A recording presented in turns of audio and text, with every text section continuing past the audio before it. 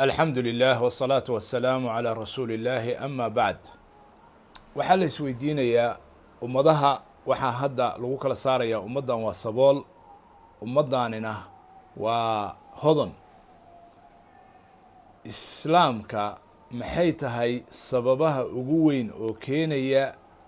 saboolnimada iyo faqriga bulshooyinka ku faafa ama bulshooyinka haysta aragtida islaamka markaan u noqono laba sababood ayaa ugu weyn oo keena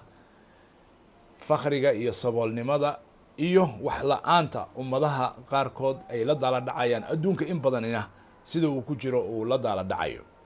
sababta koowaad waxa weeye inaan laga faa'iideysan ama ummaddaas ama shacabkaas ama bulshadaas ama dadkaasu ayan ka faa'iideysan ama ka shaqaysan khayraadka dabiiciga ah ee ilaahay subxaanahu wa tacaala uu dhulka ugu beeray ee ilaahay dhulka uu ku siiyey ilaahay subxaana bani aadamka markii dhulkan uu dejiyey saboolnimo kuma dejine ilaahay dhulka waa u buuxiyey waa u camiray badda iyo beriga iyo buuraha meel walba xoolo iyo kalluun iyo khayraad badda ku jira iyo shaqo iyo beriga beero iyo webiyo iyo macaadin iyo khayraad ku jira buu ilaahay subxaanahu wa tacaala uu bani aadamka siiyey wasakhara lakum ma fi الsamaawaati wama fi اlardi jamiica minhu dhammaan wa huwa aladii sakhara albaxra lita'kuluu minhu laxma طariya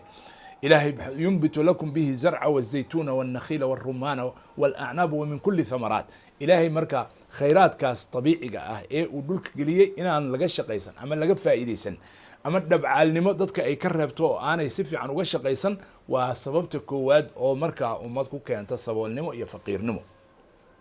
midda labaadna waxa weeye dulmiga insaanka ka dhaca waaye oo cadaalad daro ay bulshadaas ku faafto cadaalad daro ilaahay wuxuu amrayaa ina allaha ya'muru bilcadl ya daauudu ina jacalnaaka khaliifatan fi lardi faxkum bayna annaasi bilxaq walaa tattabici alhawa ilaahay dulmiga waa xaaraantimay marka ummad haddii uu ku faafo dulmi cadaalad daro corruption iyo musuq maasuq xaqa bani aadamkii kale lahaa oo in yar ay cunto ama laqdo ama lunsato maxaan kuu sheegaa ribo khiyaano been iyo isdaba marin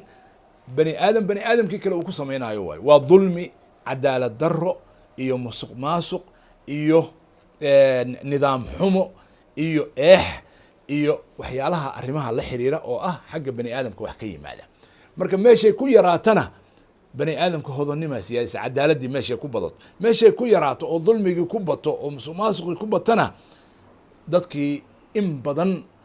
ayaa baahi iyo saboolnimo iyo gaajo u dhimanaysa labadaas sababood ayaa ugu weyn see lagu xaliyaa marka labadaas sababood sababta ah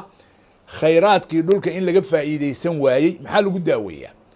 cadaalad in la helo oo dulmiga laga baxo oo musuq maasuqa laga baxana maxaa lagu daaweeyaa aan kaliib kale kaga hadalno in sha allahu tacaala ilaahayna tawfiiqdiisa hana waafajiyo asalaamu calaykum waraxmat ullahi wabarakaatu